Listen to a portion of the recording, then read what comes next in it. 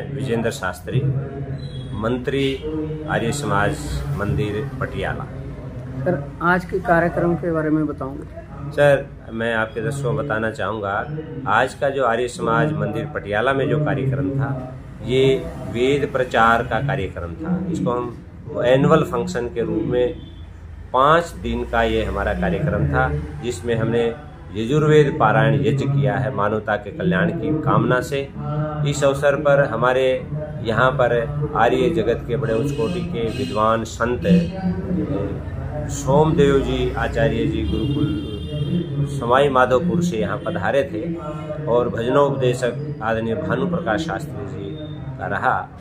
ये इसमें नित्य प्रति सुबह यज्ञ होता है, जिसमें आर्य समाज के पटियाला के परिवारों के सभी सदस्य शामिल होते, और आज इसकी पूर्ण आहुति थी। इस अवसर पर आर्य समाज राजपुरा, आर्य समाज समाना, आर्य समाज नाभा और कैथल से भी यहाँ पर पधारे हैं, आर्य समाज सनौर से पधारे हैं। देखिए, ये हमारे ये वेद है, आपने देखे हो, ऋग्वेद है, सामवेद है। ये आप नीचे देखो, ये कितने पुराने पुराने लिटरेचर है, वैदिक लिटरेचर है। आप ऋग्वेद, यजुर्वेद, सामवेद, अथर्ववेद ये देखेंगे, उनका भाष्य देखेंगे। ये देखिए, योग दर्शन है, वेदों की व्याख्या ग्रंथ हैं। ये देखिए, वाल्मीकि रामायण है, अथर्ववेद है, मनुस्मृति है, दयानंद प्रकाश है। दर्शन देखिए, योग दर्शन, सांख्य दर्शन, न्याय दर्शन, मीमांसा दर्शन, वैशेषिक दर्शन, सारे ये दुर्लभ ग्रंथ हैं। और भी बहुत सारे आप देखेंगे, कितने आप देखिए पुराने पुराने यहाँ ग्रंथ हमने संभाल करके रखते हैं। बहुत सारे लोग जो धर्म के जिज्ञासु हैं, जो प्राचीन चीजों से प्रेम करते हैं, वो साहित्य को पढ़ने आते हैं। ये देखिए, शतपथ ब्राह्मण ग्रंथ है, ठीक है ना, ये बड़ा दुर्लभ है। आप देखोगे इसमें ये जो और सारा आप कहेंगे इसमें सारा सभी ग्रंथ हर किसी के लिए पढ़ने संभव नहीं, क्या हिंदी में है, संस्कृत में है। जहाँ आप देखेंगे है तो ये मूल रूप से तो संस्कृत लिटरेचर, संस्कृत साहित्य में होते हैं, जो हमारे प्राचीन, क्योंकि पहले भारत की भाषा या कहूँ विश्व की सबसे प्रथम भाषा संस्कृत है। लेकिन उन संस्कृत ग्रंथों को हिंदी भाष्य, अंग्रेजी भाष्य यहाँ उपलब्ध है। कुछ पुस्तकें उनका अनुवाद अंग्रेजी में भी है, और मैक्सिमम आप कहेंगे हिंदी भाषा में उनका अनुवाद है। चाहे वो सत्यार्थ प्रकाश है, उसका पंजाबी एडिशन भी हमारे पास उपलब्ध है। तो इजी है, जो पढ़ने वाला कोई भी जो जिज्ञासु है, जिसको पुस्तकों से प्रेम है, ज्ञान प्राप्त करना चाहता है, उसके लिए ये लाइब्रेरी बहुत उपयोगी हो सकती है। पहले स्कूलों में विषय होता था संस्कृत का, क्या अब भी है सब्जेक्ट? देखिए, संस्कृत अब नए जो न्यू एजुकेशन पॉलिसी आई है, उसमें सेंट्रल गवर्नमेंट ने त्रिभाषा सूत्र रखा है। उसमें संस्कृत का भी मुख्य स्थान है।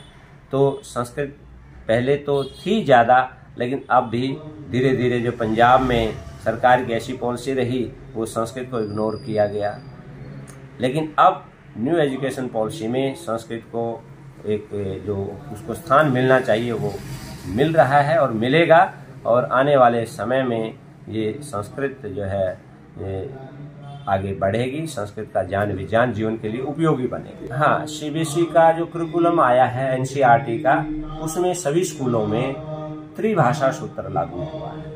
उसमें एक अंग्रेजी भाषा जिसको कंपलसरी के रूप में रखा है, लेकिन दूसरी जो कोई भी 2 भाषाएं, आप हिंदी लें, पंजाबी लें, संस्कृत लें, अदर लैंग्वेज ले लें, तो उसमें 3 भाषाओं की उपलब्धता है, ठीक है। तो मैं समझता हूँ कि उसमें संस्कृत को इम्पोर्टेंट स्थान मिलेगा, और वो मिलना भी चाहिए। अगर हम अपनी संस्कृति से जुड़ना चाहते हैं तो संस्कृत के बिना हम भारतीयता को कैसे जान सकते हैं। और मैं आपको बता दूं, जो हमारी पंजाबी भाषा है वो संस्कृत का बहुत ही निकटतम रूप है। उसके कितने शब्द हैं जो संस्कृत के हूबहू थोड़ा अल्प परिवर्तन के साथ, जैसे पंजाबी में हम भरा बोल दें और संस्कृत में उसको भ्राता कहते हैं, तुसी बोलते हैं संस्कृत में तोमसी कहते हैं, असी आप बोलते हैं संस्कृत में अहम अस्मी कहते हैं। ऐसे बहुत सारे शब्द हैं जो थोड़ा सा परिवर्तन के साथ बिल्कुल निकटतम संस्कृत का पंजाबी का संबंध है। अगर संस्कृत जिसको आएगी तो पंजाबी तो वो उसको बड़ा इजीली वो सीख सकता है।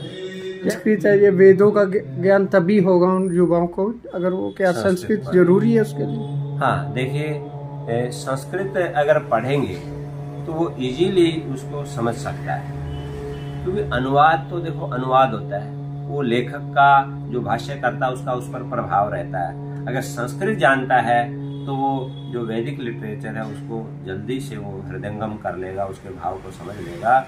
और संस्कृत आ गई तो दूसरी भाषाएं उसको बड़ी आसानी से वो आ सकती है, क्योंकि संस्कृत का व्याकरण बड़ा समृद्ध है। यहाँ संस्कृत विद्यालय भी था, बंद पड़ा है।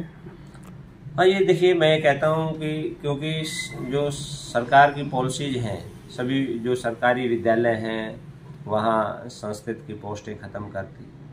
अब युवाओं को रोजगार नहीं मिलेगा। जो विद्या अर्थकारी होती है, जो युवा लोग या विद्यार्थी लोग, उसकी ओर वो उनका अग्रसर होता है। अब ये अर्थकारी कम हो गई है। हालांकि और बहुत क्षेत्र हैं संस्कृत में जो है अपने करियर को बनाने के लिए, लेकिन सरकार को भी चाहिए इस प्राचीन जो भारतीय विद्या है इसको जरूर लोगों तक पहुंचाने में अपनी योजना बनाए। अगर आने वाले समय में 2020 जो लागू एजुकेशन पॉलिसी ने केंद्र सरकार ने लागू, उसमें आपने बोला संस्कृत जरूरी है, तो इसके लिए हमारे पास पर्याप्त मात्रा में अध्यापक नहीं होंगे? हाँ, मैं आपको देखो, वो कंपलसरी तो एजुकेशन पॉलिसी में नहीं किया। त्रिभाषा सूत्र है, 3 भाषाएं हैं उसमें। जैसे पंजाब में आप कहते हैं एक अपनी इंग्लिश है, पंजाबी है, तो तीसरी भाषा संस्कृत ले सकते हैं। तो उसके लिए तो कितने लोग जो है संस्कृत, तो हर आपने देखेंगे हमारे जो विश्वविद्यालय हैं सभी में संस्कृत डिपार्टमेंट है, वहाँ विद्यार्थी पढ़ते हैं। और जैसे सरकार इस पॉलिसी को लागू करती है तो ये और संस्कृत के विद्वान हमें प्राप्त हो जाएंगे। पूरे भारतवर्ष के इतने विश्वविद्यालय हैं, और भारत में छोड़ो विदेशों में भी कितने ही 200 से ज़्यादा विश्वविद्यालय होंगे जहाँ संस्कृत डिपार्टमेंट है। विदेशी लोग संस्कृत की ओर आकर्षित हो रहे हैं, और हमारे लोगों ने, हमारी सरकारों ने इस संस्कृत को धर्म के साथ जोड़ करके इसको संपदा की भाषा बनाया है। ये बहुत ही जो हमारी संस्कृति के साथ खिलवाड़ में समझता हूँ। इसको छोड़ करके अब नई एजुकेशन पॉलिसी में मैं समझता हूँ कि संस्कृत को और भारतीयता को अच्छा स्थान मिलेगा। अपने विचार रखते हुए कुर्बान होना चाहते हैं, इतने बलिदानी हैं, इतने साहसी हैं। आपको आश्चर्य होगा, कांग्रेस पार्टी में उस काल में कोई भी ग्रामीण वेशभूषा में नहीं होता था, लेकिन ये 2 महापुरुष ऐसे थे जो ग्रामीण वेशभूषा में थे। जब भगत राम ने इनका परिचय कराया दादा भाई नारोजी से, कहने लगे ये सज्जन सिंह और ये अर्जुन सिंह ग्रामीण हैं, इनको अपने साथ लाहौर लेके चलना है। तो सब उतने प्रभावित हुए, उनको अपने डिब्बे में ही बिठा दिया दादा भाई नारोजी ने, और जब तक लाहौर में कार्यक्रम चलता रहा उन दोनों को अपने साथ रखा। अब बात क्या बनती है, सज्जन सिंह और अर्जुन सिंह के विचार बदल कैसे जाते हैं। कहते हैं यहाँ पर कहाँ का बंगा का एक दर्जी चीन चला गया, चीन से हैजे की बीमारी लेकर के आ गया। उस हैजे की बीमारी ना आकर गाँव के अंदर सबको ये बीमार कर दिया। हैजे की बीमारी छोटी तरह फैल गई तो कलेक्टर का आदेश हो गया, जिन घरों के अंदर हैजे की बीमारी हुई है उन घरों को ढा दिया जाए। अब यहाँ पर क्या समस्या खड़ी हुई, सज्जन सिंह कहने लगा हाँ ठीक कह रहे हो, अर्जुन सिंह कहता है बिल्कुल गलत कह रहे हो, अगर आप घर चाहते हो तो आप ये आश्वस्त कर दो ये घर बनवा देंगे।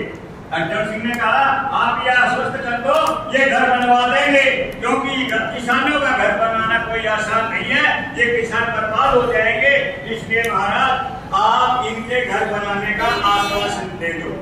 सज्जन सिंह ने उनका समर्थन किया, नहीं ये घर नहीं बनेगा। अब यहाँ से दोनों भाइयों के रास्ते बदल हो गए।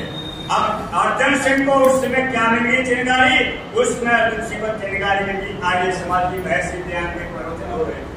अब मैं ये व्यासी जो बातें बता रहा हूँ आपको याद होगा, जो भगत सिंह के छोटे भाई थे कुलतार सिंह, उसी बेटी साहिबा की छोटी जिसका नाम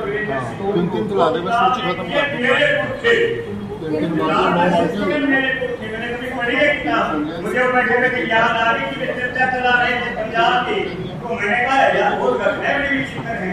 अब अर्जुन सिंह ने कहा नहीं अगर नहीं बनाओगे तो ठीक है, मैं कांग्रेस के साथ नहीं रहूंगा, मैं राजनीति के साथ नहीं रहूंगा।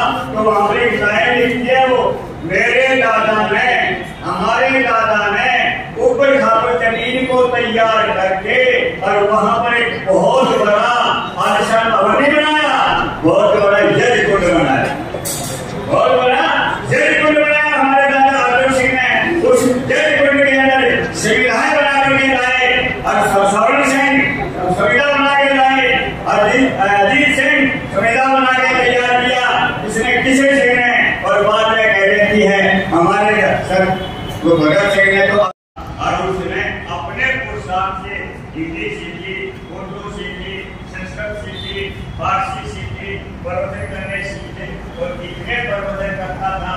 जब कहते हैं वो जब खेती करता था तो एक पैर उसका सच्चा एक शास्त्रार्थ के लिए स्टेज पर होता था और एक पैर उसका खेत में होता था। इन्होंने अंग्रेज सरकार ने उनको रायपुर के है, पर वहां पर एक बार उन्होंने खेती करने की थी, तंबाकू की खेती की। अर्जुन सिंह ने जब खेती की तंबाकू की सरकार ने विरोध किया और सिख सभा ने उनके ऊपर जुर्माना लगा दिया, उन्होंने जुर्माने को स्वीकार कर लिया। लेकिन क्या कहता है के जो भी होते हैं अखबार वाले, ये लिखते बेटा बचाओ नशे में कितने दिन हो गए हैं।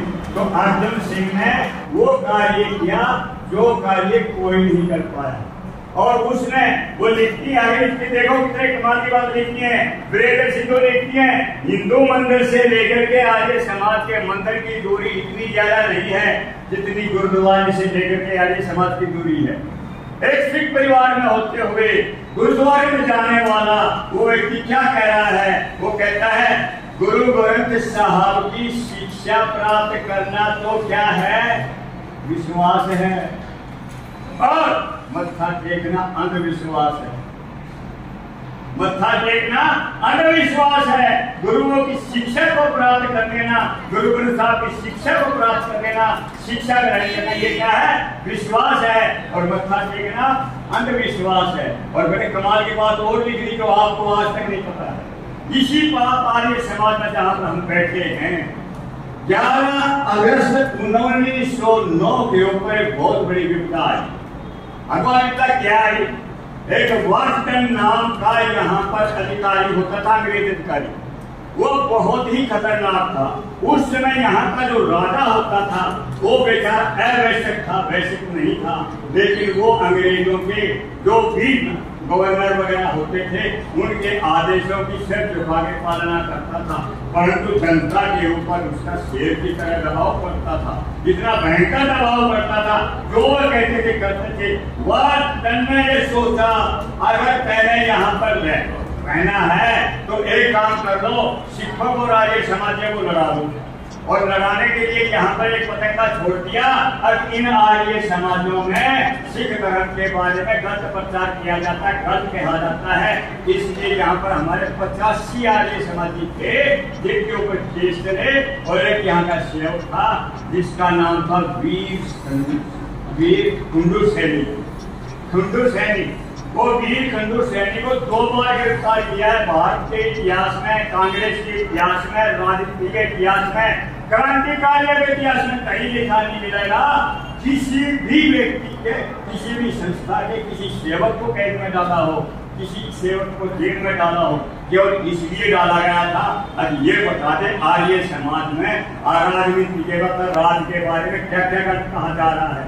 लेकिन उसने एक बार भी इस मामले को नहीं बताया। जेल में जो याद में सही वो क्या लिखता है, पूछा गया तुम क्या हो, कहने का देखो मैं आर्य समाज के रजिस्टर में मेरा नाम नहीं है, लेकिन मैं आपको आश्वस्त करता हूँ मैं उन्हीं सिद्धांतों को मानता हूँ जो आर्य समाज के सिद्धांत हैं।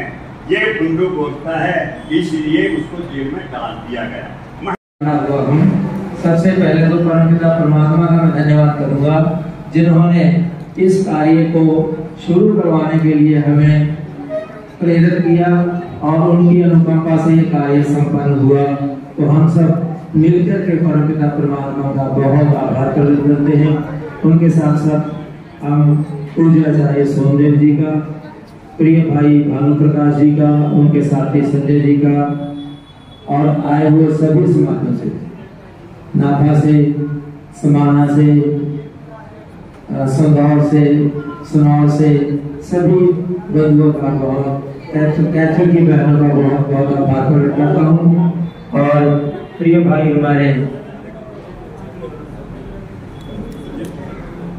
क्या नाम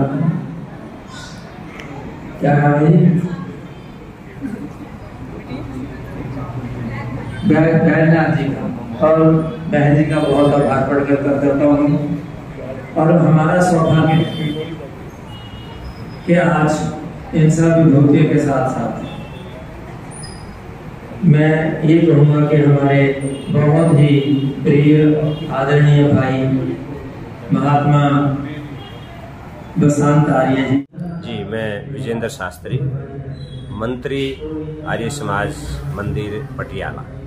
सर, आज के कार्यक्रम के बारे में बताऊंगा। सर, मैं आपके दर्शकों को बताना चाहूँगा, आज का जो आर्य समाज मंदिर पटियाला में जो कार्यक्रम था, ये वेद प्रचार का कार्यक्रम था। इसको हम एनुअल फंक्शन के रूप में 5 दिन का ये हमारा कार्यक्रम था, जिसमें हमने यजुर्वेद पारायण यज्ञ किया है मानवता के कल्याण की कामना से। इस अवसर पर हमारे यहाँ पर आर्य जगत के बड़े उच्च कोटि के विद्वान संत सोमदेव जी आचार्य जी गुरुकुल सवाई माधोपुर से यहाँ पधारे थे, और भजनोपदेशक आदरणीय भानु प्रकाश शास्त्री जी का रहा। ये इसमें नित्य प्रति सुबह यज्ञ होता है, जिसमें आर्य समाज के पटियाला के परिवारों के सभी सदस्य शामिल होते, और आज इसकी पूर्ण आहुति थी। इस अवसर पर आर्य समाज राजपुरा, आर्य समाज समाना, आर्य समाज नाभा और कैथल से भी यहाँ पर पधारे हैं, आर्य समाज सनौर से पधारे हैं। सब ने मिल करके यज्ञ किया और इस मानवता के कल्याण के लिए, भारतवर्ष के उत्थान के लिए कामना की है परमात्मा से। आर्य समाज की ये कार्यक्रम करने का मुख्य उद्देश्य ये है कि समाज से जो अंधविश्वास है, पाखंड दूर हो और लोग एक वैज्ञानिक सोच के साथ काम करें, अपनी भारतीय संस्कृति पर गर्व करें। ये ताकि यही हमारे इस कार्यक्रम का उद्देश्य है। इसमें हमारे आर्य स्कूल के जो विद्यार्थी हैं, छात्राएं हैं, उन्होंने भी इसमें बढ़ चढ़ कर भाग लिया है। उन्होंने भजन भी प्रस्तुत किए, यज्ञ में भी भाग लिया है, चाहे वो शिक्षक हैं चाहे छात्र छात्राएं हैं। सर, इस कार्यक्रम में जो स्कूलों के विद्यार्थी हैं वो किस भाग लेते हैं, तो कम है या क्या उनके वीकेंड में कोई कार्यक्रम रखा हो अकेला विद्यार्थियों के लिए? ऐसा है कि जैसे विद्यालय वर्किंग डे है, उसमें तो मैक्सिमम विद्यार्थी आ जाते थे टीचर्स के साथ, तो वो बड़े वो सत्संग सुनते, ताकि बच्चों में जो एक विद्या के प्रति प्रेम बढ़े, उनका जो भारत के प्रति, समाज के प्रति जो एक अच्छा नजरिया हो, नैतिकता उनके अंदर आए। इस उद्देश्य पर हमारा जो है उपदेशकों का ये फोकस रहता था कि बच्चों में ये नैतिकता के गुण आए। लेकिन जो बीच में छुट्टियां भी आई हैं, उसमें बच्चे आए हैं वो स्वैच्छिक आए हैं, उनको मतलब फोर्सफुली नहीं किसी ने बुलाया। आज भी आपने देखा कितने विद्यार्थी बैठे थे, उनको अच्छा लगा, उनको प्रेरणा मिली, वे हमें कुछ यहाँ पर अच्छी बात प्राप्त हो रही है, जीवन के लिए उपयोगी है। और ये जो लोग बैठे हैं ये भी एक जो है अच्छी जो है धर्म का ज्ञान प्राप्त करने के लिए, सत्य का मार्ग प्राप्त करने के लिए यहाँ पर उपस्थित होते हैं, ये अपनी श्रद्धा से।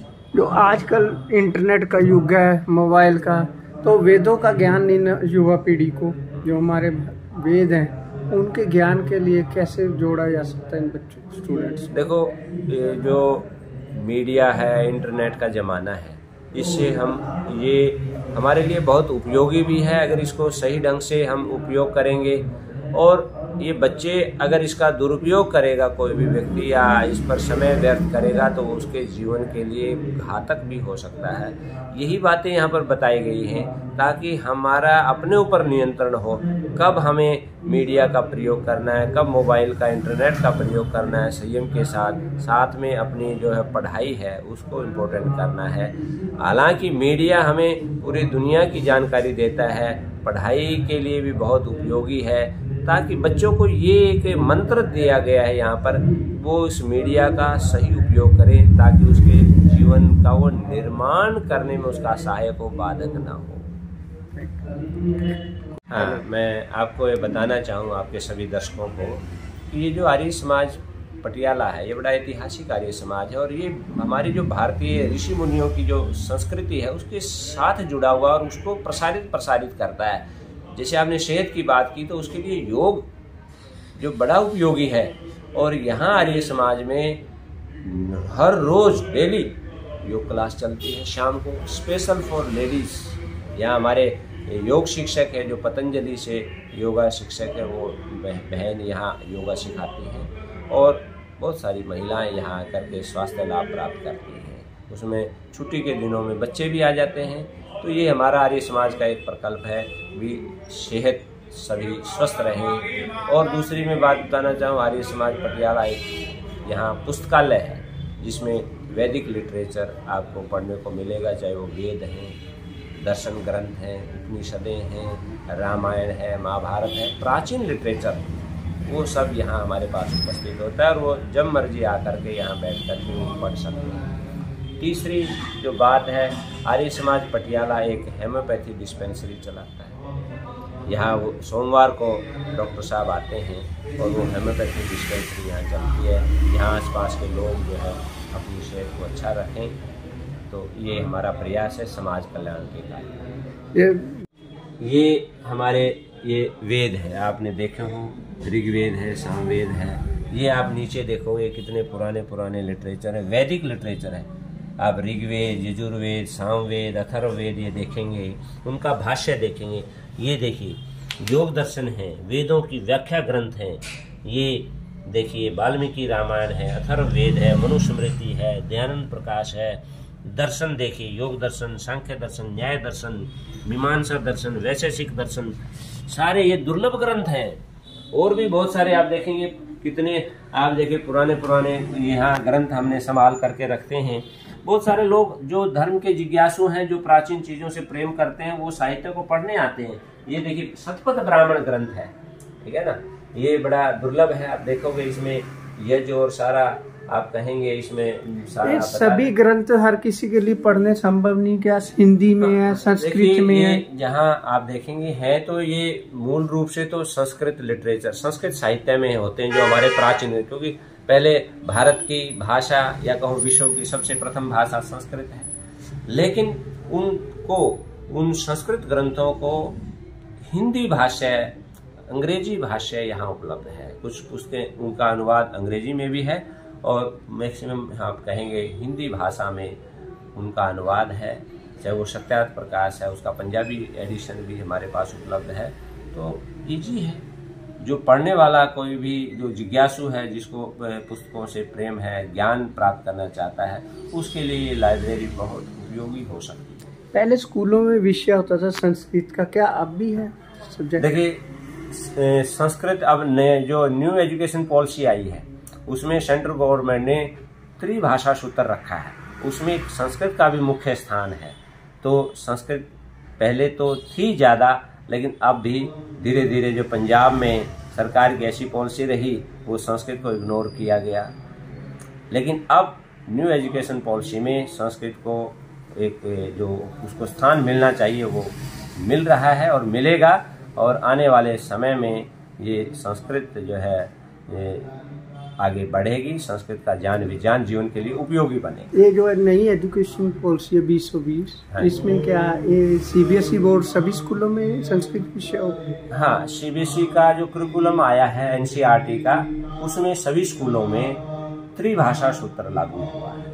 उसमें एक अंग्रेजी भाषा जिसको कंपलसरी के रूप में रखा है, लेकिन दूसरी जो कोई भी दो भाषाएं, आप हिंदी लें, पंजाबी लें, संस्कृत लें, अदर लैंग्वेज ले लें, तो उसमें 3 भाषाओं की उपलब्धता है, ठीक है। तो मैं समझता हूँ कि उसमें संस्कृत को इम्पोर्टेंट स्थान मिलेगा और वो मिलना भी चाहिए। अगर हम अपनी संस्कृति से जुड़ना चाहते हैं तो संस्कृत के बिना हम भारतीयता को कैसे जान सकते हैं। और मैं आपको बता दूं, जो हमारी पंजाबी भाषा है वो संस्कृत का बहुत ही निकटतम रूप है। उसके कितने शब्द हैं जो संस्कृत के हूबहू थोड़ा अल्प परिवर्तन के साथ, जैसे पंजाबी में हम भरा बोलते हैं और संस्कृत में उसको भ्राता कहते हैं, तुसी बोलते हैं संस्कृत में तोमसी कहते हैं, असी आप बोलते हैं संस्कृत में अहम अस्मी कहते हैं। ऐसे बहुत सारे शब्द हैं जो थोड़ा सा परिवर्तन के साथ बिल्कुल निकटतम संस्कृत का पंजाबी का संबंध है। अगर संस्कृत जिसको आएगी तो पंजाबी तो वो उसको बड़ा इजीली वो सीख सकता है। जैसे संस्कृत है, ये वेदों का ज्ञान तभी होगा उन युवाओं को अगर वो, क्या संस्कृत जरूरी है उसके लिए? हाँ, देखिए संस्कृत अगर पढ़ेंगे तो वो इजीली उसको समझ सकता है।